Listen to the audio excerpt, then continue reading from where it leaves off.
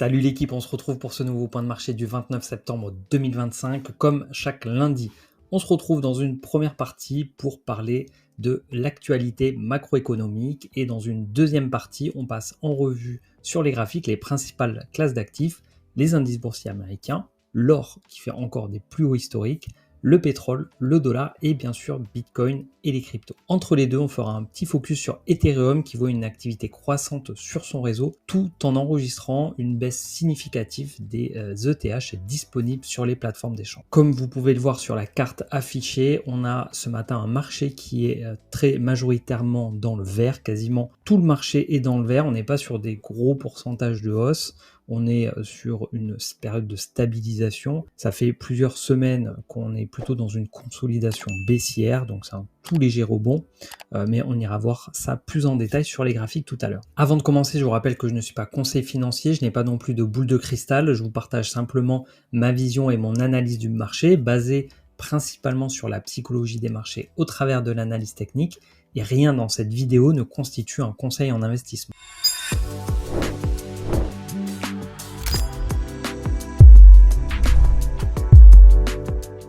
Avant de commencer, un petit mot sur le partenaire de cette vidéo que je remercie pour soutenir le travail effectué sur cette chaîne et qui exceptionnellement offre un bonus de 50 € à ceux qui s'inscriront via mon lien d'affiliation. Donc vous retrouverez ici les conditions pour pouvoir bénéficier de ces 50 € en Bitcoin qui du coup vous sont offerts. Donc le lien sera comme toujours dans la description. Bitpanda, pour ceux qui ne connaissent pas, c'est une plateforme qui est très complète. Il y a plus de 600 cryptos, plus de 3000 actifs numériques, 7 millions d'investisseurs. Donc je suis loin d'être le seul à utiliser et à apprécier cette plateforme. Elle est régulée, sécurisée, fiable. Il y a des très bons avis sur Trustpilot. Il y a plus de 13 000 avis avec une moyenne, je crois, de 4 sur 5. Je vous laisserai du coup aller faire un petit tour pour voir si cette plateforme peut vous être utile, peut vous correspondre. Moi, ce que j'aime beaucoup, c'est le fait qu'il y ait une variété importante d'actifs et donc ça permet d'avoir une plateforme tout en un où on retrouve l'ensemble du coup de ces investissements. Voilà, crypto, actions, ETF, matières premières. Ils ont également des indices crypto et on peut également investir dans les métaux au travers de cette plateforme. Ils proposent également différentes fonctionnalités qui sont très intéressantes comme un plan d'épargne, la possibilité de mettre des ordres limités, la possibilité également de faire travailler son cash avec Cash Plus. Il y a également la possibilité d'avoir un portefeuille Web3 pour se connecter directement à la finance décentralisée. Ils ont également Bitpanda Fusion, une plateforme de trading. Donc voilà, c'est une plateforme qui est extrêmement complète. L'inconvénient, c'est qu'on est sur une plateforme centralisée, donc il y a toujours ce risque de contrepartie. En revanche, elle fait partie de ces plateformes dont nous avons la possibilité de pouvoir déposer et retirer ces cryptos vers des portefeuilles dont nous détenons les clés privées par exemple, ce qui n'est pas le cas de plusieurs de ses concurrents. Et au niveau des frais, on n'est pas dans les moins chers du marché où on va plutôt retrouver Binance, mais on est dans les standards. Je dirais qu'on est proche des Coinbase, Revolut, Finari et si vous voulez du coup avoir un comparatif entre différentes plateformes crypto, j'ai réalisé cette vidéo donc où je compare 7 plateformes qui sont sur la liste blanche AMF. Et je vous rappelle cette offre de 50 € qui est disponible en passant par mon lien d'affiliation et qui a priori, pour l'instant en tout cas, est valable jusqu'au 30 octobre. Niveau macro, la semaine dernière, nous attendions 2 chiffres. Le premier, c'était le PCE Core, donc l'indice de l'inflation qui est le plus suivi par la Fed. On était sur une inflation attendue à 2,9% pour le mois d'août. Précédemment, donc sur juillet, on était à 2,9% et le chiffre est tombé à 2,9%. Donc rien de particulier finalement à dire sur l'inflation PCE suivie par la Fed puisque on est conforme aux attentes et conforme à l'historique. Pourtant sur le graphique on voit une légère différence, on voit une augmentation sur le mois d'août tout simplement parce que c'est une histoire d'arrondi. Sur juillet on était précisément à 2,853, il y a un arrondi à 2,9 et sur août on est un petit peu au-dessus à 2,905, donc très légère progression de l'inflation sous l'indicateur du PCE. Le deuxième chiffre qu'on attendait, c'était celui du PIB, celui de la croissance américaine du deuxième trimestre pour le chiffre définitif. On avait des prévisions en juillet à 3%, en août de 3,3% et le chiffre définitif est finalement de 3,8%, donc une croissance américaine qui est supérieure aux attentes et bien supérieure aux chiffres du trimestre précédent, puisqu'au premier trimestre 2025, le PIB était en recul de 0,5%. Je vous rappelle que sur cette chaîne, on va principalement suivre 3 indicateurs, la croissance américaine, l'inflation américaine et le chômage américain. Pourquoi? Alors déjà les États-Unis parce que c'est la première puissance mondiale, c'est le plus gros marché, c'est le dollar, etc. Et également ces 3 indicateurs parce que c'est ceux qui vont être le plus suivis par la Fed qui décide des taux directeurs, qui donc a un impact direct sur la masse de monnaie en circulation. Alors c'est pas le seul élément, mais c'est juste dans un souci de, on va dire, de Pareto, de 20-80, d'aller suivre uniquement les indicateurs les plus pertinents, parce que si vous cherchez des indicateurs macroéconomiques, il en existe des centaines et des milliers. Également, si vous voulez suivre sur les différentes zones géographiques d'influence, il y en a beaucoup à suivre. Donc pour simplifier le travail, je me concentre sur les États-Unis et je me concentre sur les indicateurs les plus pertinents et les plus impactants. On a eu donc la semaine dernière l'inflation PCE suivie par la Fed. On a eu du coup le chiffre définitif de la croissance américaine pour le deuxième trimestre. Et le troisième, c'est le chômage, si vous avez bien suivi. Et le chômage, il sortira cette semaine. Vendredi, on aura les chiffres du chômage du mois de septembre qui peuvent être importants, qui peuvent être impactants, même s'ils sont historiquement, précédemment, sur le mois d'août, on était à 4,3%. Ils sont estimés à 4,3%. Donc si on reste à 4,3%, en fait, il n'y aura pas forcément d'impact majeur. Maintenant, il faut être très attentif au fait qu'il n'y ait pas d'augmentation. Aujourd'hui, l'objectif de la Fed, c'est d'avoir une inflation qui soit inférieure à 2%. Ils baissent les taux alors qu'on est au-dessus. Tout simplement, parce que c'est simplifié, c'est le chômage, c'est l'emploi qui pose problème aux États-Unis, puisqu'on est sur des niveaux jugés trop élevés. Donc une hausse du chômage pourrait entraîner peut-être une accélération dans la baisse des taux, ou au contraire, si ça chute fortement, la Fed pourrait se dire, bon, bah, finalement, le chômage, ça se passe plutôt bien, donc on peut maintenir des taux plus élevés. Donc, au niveau des prévisions de la Fed, il n'y a pas trop de changements par rapport à la semaine dernière. La prochaine décision de baisse ou de maintien ou de hausse de taux, c'est fin octobre. Donc on a encore un peu de temps. On est sur des probabilités de baisse de taux donc de 0,25% qui sont quasiment de 90%. Et ensuite, une probable baisse de taux, ça a un petit peu baissé. On a 68% de probabilité d'avoir une troisième baisse de taux sur 2025. Au mois de décembre. Donc on verra vendredi à la sortie des chiffres du chômage si ça a un impact du coup sur ces probabilités. Et donc l'autre élément qui peut avoir un impact cette semaine, puisque je pense qu'avec lui on n'est pas au bout de nos surprises, c'est le discours de Trump. Autant les discours de Jérôme Powell généralement c'est à peu près ce qu'il va dire, autant Trump il peut être assez imprévisible. Je ne sais pas s'il y a un sujet ou un thème particulier qui sera abordé dans son discours. Voilà, en tout cas, il va prendre la parole ce soir, donc à voir ce qu'il nous raconte, si ça peut avoir un impact sur les marchés à court, moyen ou long terme. Maintenant, du côté des ETF, on voit que la semaine dernière, on a eu une semaine quasiment exclusivement de rouge, 4 rouges sur 5 où il y a des sorties qui sont plus importantes que des entrées, donc on est en négatif. On le voit ici sur le graphique. Alors, les chiffres, c'est intéressant. Maintenant, j'aime bien voir le graphique. On voit un peu dans quelle mesure ça baisse fortement ou ça monte fortement. Là, on voit que la baisse, en tout cas pour moi, elle est quand même assez significative. On n'est pas sur des records, on n'est pas sur les baisses les plus fortes, mais c'est quand même pas non plus anodin. Donc des sorties de liquidité des ETF assez importantes sur Bitcoin. Sur Ether, la tendance est similaire, voire peut-être un petit peu pire. En tout cas, il y a eu des sorties tous les jours de la semaine dernière. Et quand on regarde ici sur le graphique, même si on n'a pas une journée record, on est sur une des semaines, je pense, où il y a eu le plus de sorties de liquidité sur les ETF Ethereum. Alors ça se retrouve ici toujours sur ETH, on voit donc en bleu les ETF, donc on voit que la part détenue d'ETH via les ETF baisse depuis, depuis plusieurs jours. Ouais, on n'est pas en semaine, mais on est quand même depuis plusieurs jours ça baisse.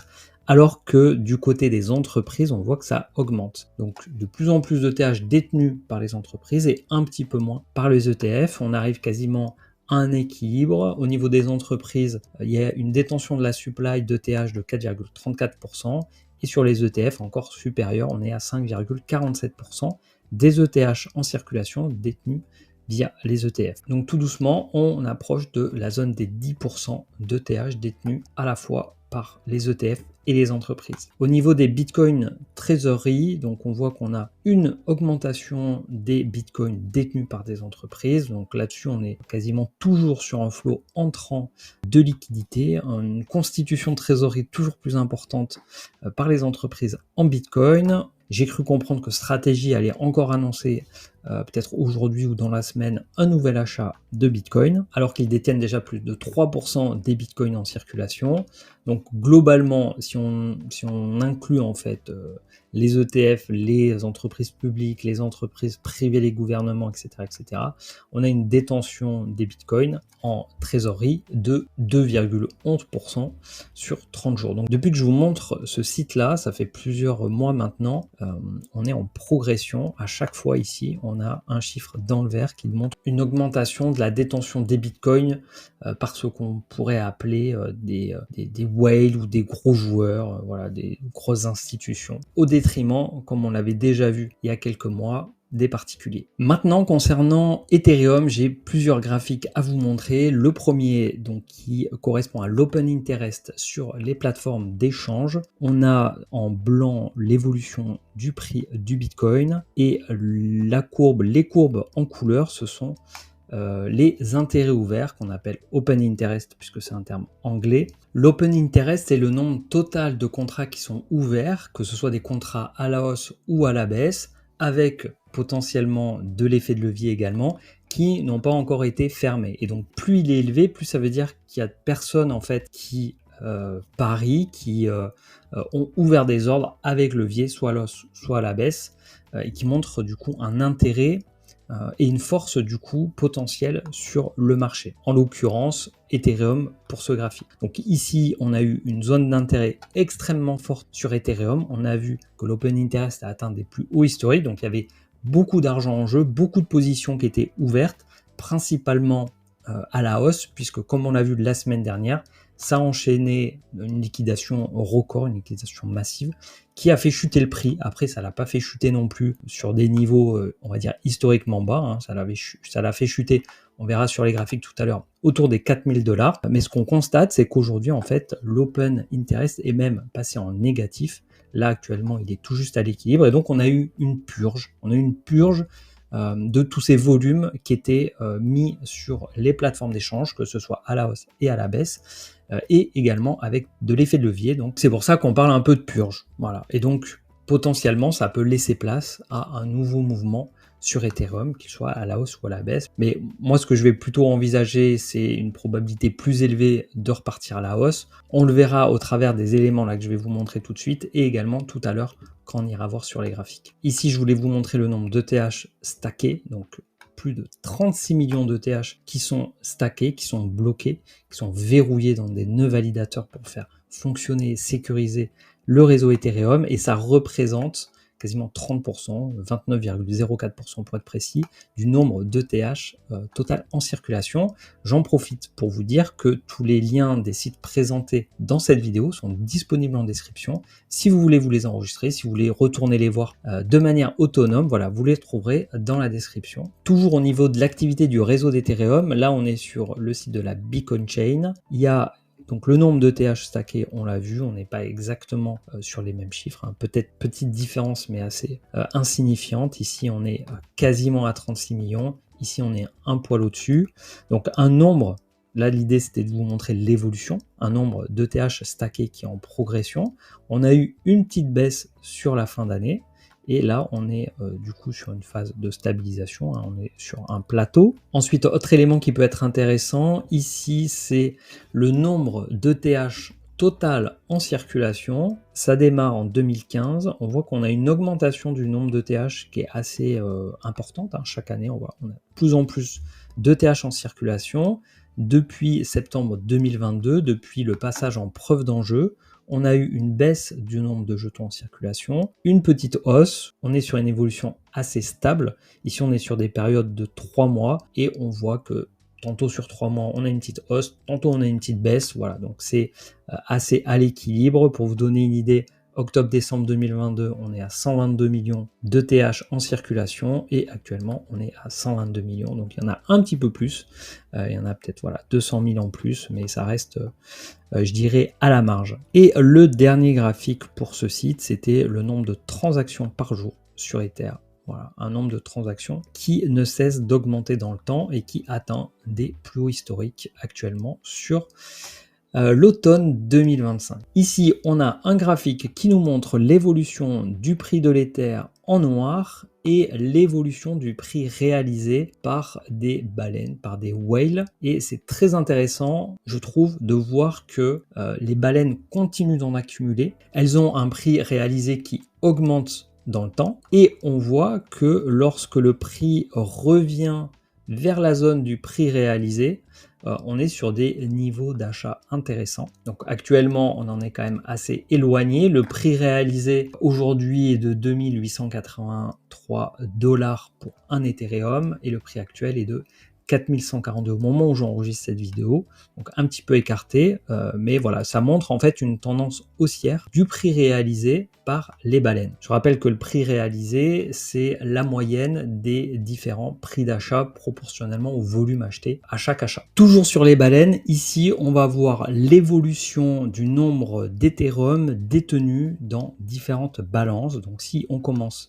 par les balances entre 100 et 1000 ETH, on voit que le nombre total d'ETH détenus dans ces balances ne cesse de baisser depuis 2021. Ensuite, les balances entre 1000 et 10 000 ETH se stabilisent. Je dirais qu'il y a une baisse depuis 2021 et depuis c'est quand même relativement stable si on compare aux balances qu'on a vues précédemment. Les balances entre 10 000 et 100 000 ETH sont sur leur plus haut historique. Voilà, record historique, il y a du coup 21 millions d'ETH qui sont dans des balances entre 10 000 et 100 000. Et si on regarde les plus grosses balances, donc de 100 000 $ ou plus, on voit qu'on a une baisse depuis 2021, mais qu'on a quand même un fort rebond depuis environ le mois d'août 2025. Donc depuis environ un mois, une forte hausse des ETH détenus dans des portefeuilles de plus de 100 000 ETH. Mon interprétation est qu'on a aujourd'hui des gros joueurs, des whales, des baleines, qui continuent d'accumuler et qui sont de plus en plus nombreux à accumuler de l'ETH. Dernière donnée avant de passer sur les graphiques, c'est les réserves d'Ethereum qui sont sur les plateformes d'échange. On voit que ce chiffre, on a la donnée depuis octobre 2022, donc quasiment 3 ans.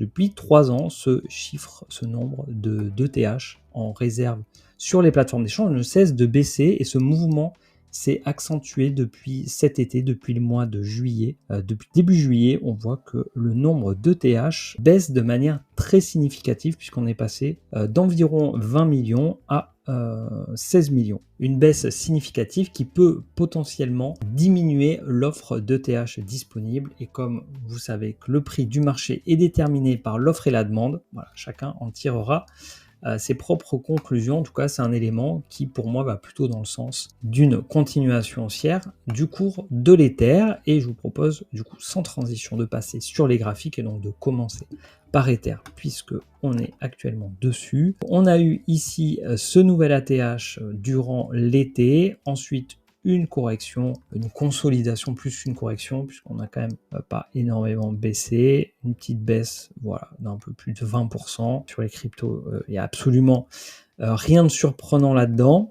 Le breakout, il avait été fait autour des 4000 $. On vient actuellement rebondir dessus. Donc la semaine dernière, on voit qu'on a méché en dessous avant de clôturer un petit peu au-dessus. On est donc tout début de la semaine, hein, donc une petite hausse actuellement, voilà, 4100 $. Chaque impulsion haussière est suivie d'une phase de consolidation, comme on le voit sur Bitcoin qui a évolué en marche depuis un peu plus de 2 ans maintenant. Sur Ether, ça n'a pas été le cas, hein, on est vraiment dans un grand range sur Ether. Là, on s'est extrait par le haut, donc cette zone-là, pour moi, ça devient cette résistance historique, hein, on était venu plusieurs fois dessus, devient support. La probabilité que je vois la plus élevée, c'est un rebond. Maintenant, ça ne veut pas dire que ça ne peut pas baisser, évidemment. Il y a toujours une probabilité de baisse, c'est juste qu'elle me semble moins élevée, en tout cas sur ETH, pour les mois qui viennent. Si on regarde ETH versus BTC, on avait enclenché une dynamique haussière depuis le printemps.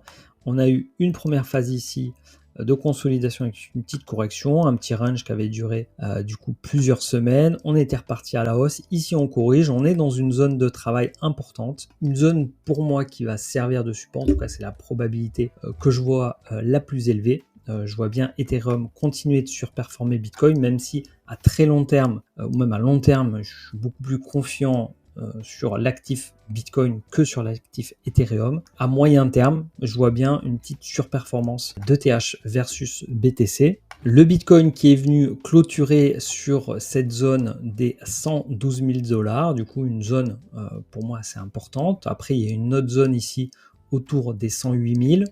Donc BTC qui consolide, BTC qui se stabilise entre 108 000 et 120 000. On assiste donc à une contraction un peu de la volatilité. C'est vrai qu'au sortir de ce range ici, j'imaginais plutôt un scénario où on part assez rapidement, on fait une nouvelle marche sur cet escalier de l'ordre comme on a pu avoir sur les hausses précédentes de entre 40 et 60%. Je la voyais bien ici, après avoir consolidé pendant plusieurs mois. C'est pas le cas. On est sur une nouvelle phase de consolidation. La probabilité la plus élevée, pour moi, ça reste quand même toujours de repartir à la hausse. Maintenant, voilà, faut être prêt à tous les scénarios. On peut très bien revenir ici sur les 100 000 $. C'est tout à fait possible. Si on regarde la moyenne mobile 50, je paramètre en 50 périodes, on est en weekly et on a la moyenne mobile qui agit comme un support dynamique autour des 100 000 $. Si je grossis un peu, hop, je grossis un peu le trait. Voilà, depuis le début du cycle, depuis qu'on l'a breaké ici, en fait, cette moyenne mobile 50 périodes, donc en weekly, agit vraiment comme un support dynamique et on en est donc encore loin. Et pour moi, c'est ce qui pourrait du coup indiquer une fin de cycle, une fin de marché haussier sur Bitcoin, c'est le jour où on passera en dessous. Mais il y a encore un peu de marge. Maintenant, je n'exclus pas à court terme d'avoir une continuation baissière. Tout d'abord, sur le MACD, ici, on a eu un croisement bearish sur la fin d'été, sur la semaine du 25 août. Et chaque croisement baissier comme on voit historiquement en fait a enclenché une baisse plus significative. Ici on était en range, ça a croisement baissier, boum, ça a baissé. Ici on range, ça baisse tranquillement, ça croise baissier. Pourquoi pas aller chercher plus bas, parce que ça a été le cas également ici. Ici pareil, on a une petite baisse, ça consolide, ça croise baissier, hop, on va plus bas. Et ça dure aussi plusieurs semaines, plusieurs mois. Donc je n'exclus pas également à court moyen terme, pendant les jours, semaines qui viennent, d'aller chercher un petit peu plus bas avant d'impulser une nouvelle jambe haussière, sauf si, comme je le disais, on casse les 100 000 $, si on casse le support dynamique des 50 périodes en weekly. L'autre élément également plutôt baissier que je vous ai présenté la semaine dernière, c'est la carte des liquidations. Comme on l'a vu du coup sur la journée de lundi de la semaine dernière où on a eu un record historique de liquidation, on voit que les liquidités, le gros des liquidités est toujours sur la zone des 106 000, 107 000. Là ici on est sur Bybit, on peut aller voir Binance qui sont les deux plus grosses plateformes d'échange centralisées, ceux sur lesquels il y a le plus de volume. Sur Binance, on est également sur la zone des 106 107 000. Donc voilà, une zone qui pourrait être allée rechercher avant de repartir plus haut. Et je dis avant de repartir plus haut, peut-être avec un peu trop de certitude, parce que évidemment je n'en sais rien, mais mes convictions sont quand même très haussières sur Bitcoin sur du long terme. Donc c'est pour ça que même si ça baisse à court moyen terme, je reste convaincu que Bitcoin est un actif très précieux et qu'il est important d'en avoir en portefeuille sur du long terme. Le marché Total Crypto, lui, est pas loin des plus hauts historiques. Il est parvenu encore ici sur cette zone de support. Sur Bitcoin, pour moi, on est sur support. Sur Ether, on est sur support. Sur le marché Total Crypto, on l'est pas encore. Au niveau du Total 3, on est également pas loin des plus hauts historiques.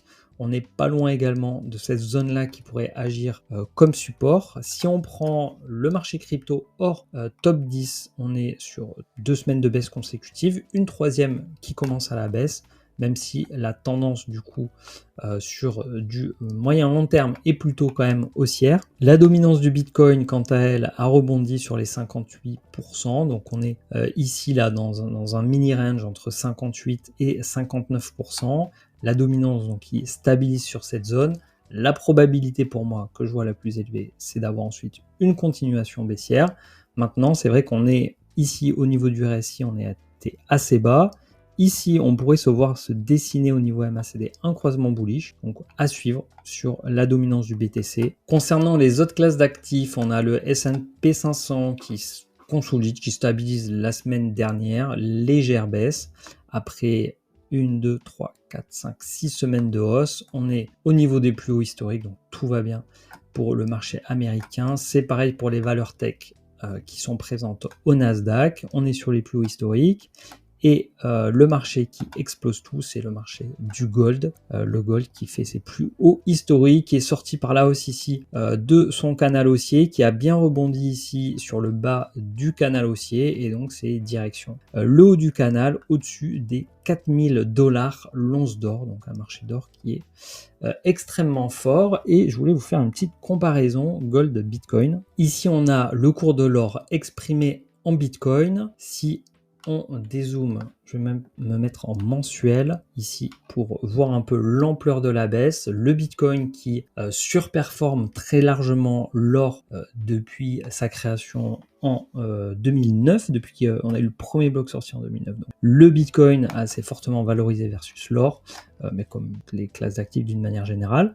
Maintenant, ce qu'on observe là, à plus court terme, c'est qu'on a une zone de support qui existe depuis plusieurs années maintenant, qui s'est formé du coup au niveau du top de marché, des doubles tops en printemps 2021 et automne 2021. Ici, l'or était revenu surperformer le Bitcoin quand le Bitcoin a chuté du coup entre ces deux tops. Forcément, on a le graphique inversé. Ici, on a le marché baissier du Bitcoin, donc où l'or s'est apprécié versus le Bitcoin, et ensuite le redémarrage du Bitcoin qui a surperformé l'or. Là, donc à court terme, on voit qu'on a un rebond sur l'or. On voit que cette zone-là, du coup, a fait office de support.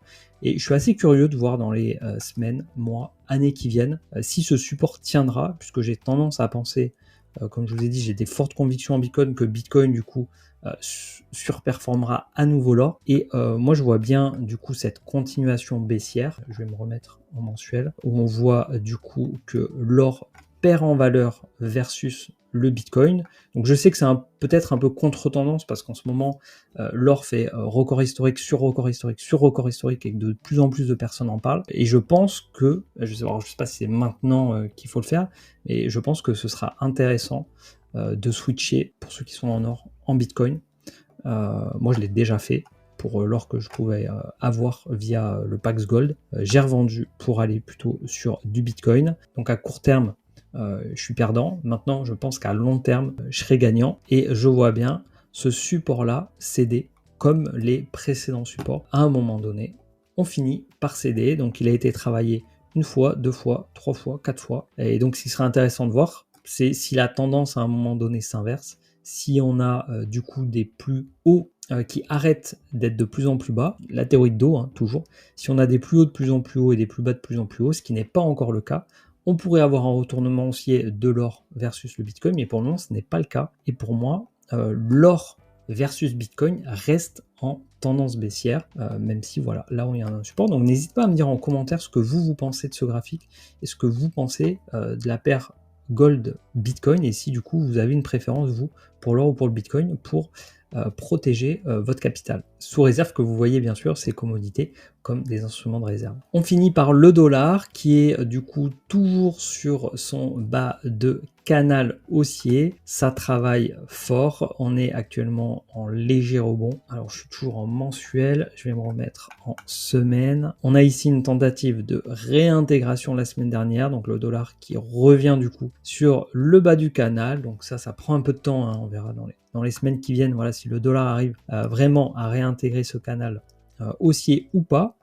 Et l'euro-dollar, lui, qui reste fort quand même, l'euro qui reste fort par rapport au dollar, même si le dollar également prend en force, ça veut dire que l'euro je dirais par rapport aux autres devises et du coup assez fort, et reste donc au-dessus de ce canal baissier. Donc là pareil, hein, on aura la réponse dans les semaines qui viennent. Est-ce que l'euro versus dollar va arriver à faire un plus haut historique que le précédent, ou est-ce qu'il y aura une réintégration du canal baissier? On n'a pas encore la réponse. Ce sera tout pour moi pour aujourd'hui. Merci beaucoup d'avoir regardé attentivement cette vidéo. Pensez à vous abonner, activer la cloche si ce n'est pas déjà fait. Merci en tout cas à tous ceux qui l'ont déjà fait ou qui s'apprêtent à le faire. Pensez à liker également si cette vidéo vous a plu. Ici vous avez le Ledger Flex, c'est le sujet de ma prochaine vidéo qui a été tournée la semaine dernière et qui sortira du coup je pense courant de cette semaine, plutôt fin de semaine certainement. Je vous souhaite une belle semaine et je vous dis à très vite pour une nouvelle vidéo, que ce soit celle du Ledger Flex ou une autre, et d'ici là portez-vous bien,